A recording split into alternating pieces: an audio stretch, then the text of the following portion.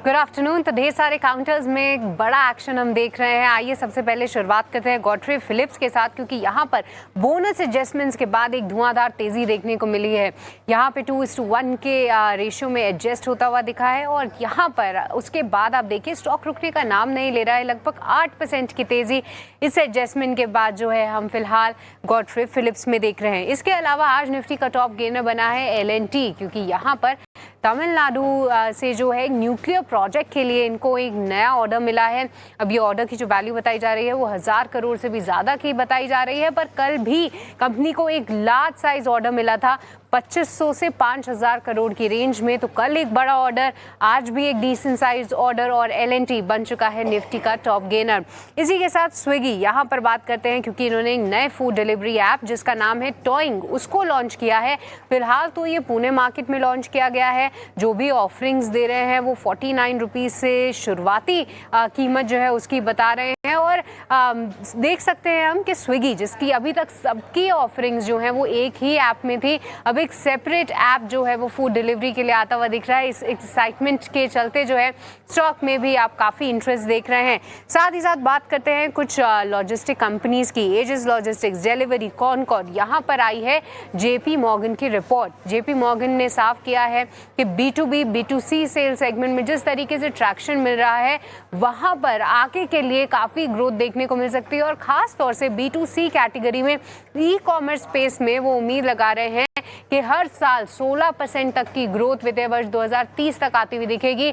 बड़े लक्ष्य दिए हैं उन्होंने डिलीवरी और साथ ही एजिस लॉजिस्टिक्स के लिए। हालांकि कॉनकॉर्ड पर न्यूट्रल की रेटिंग के साथ उन्होंने कवरेज की शुरुआत की है। साथ ही साथ बात करें साइंट की, तो यहाँ पर जो है उन्होंने विस्तार करेगी कंपनी अपने वैलिडेशन सॉल्यूशंस के लिए, ये खबर आती हुई और आज स्टॉक में भी लगभग 3% का उछाल है।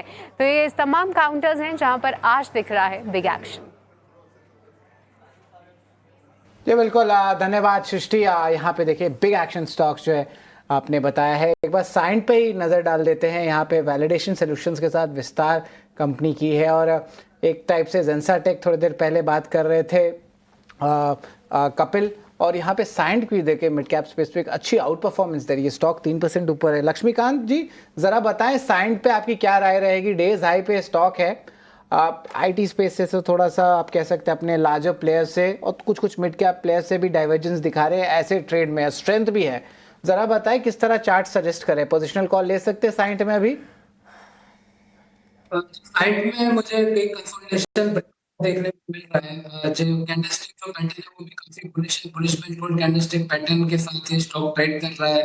रिसेंटली इसने अभी अपने 100 DMA लेवल को भी रिक्लेम किया हुआ है, तो एक शॉर्ट टर्म पॉजिटिव अपसाइड का ट्रेड यहाँ पर हमें दिखाई दे रहा है।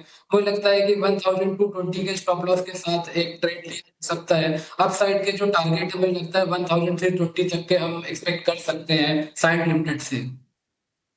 बिल्कुल, तो यहाँ पे देखिए तो साइंट पे जो है फोकस रहेगा। यहाँ पे भी इंपॉर्टेंट लेवल्स को आप ज़रूर मार्क कर ले।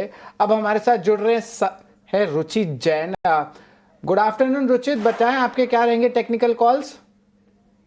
जी वेरी गुड आफ्टरनून।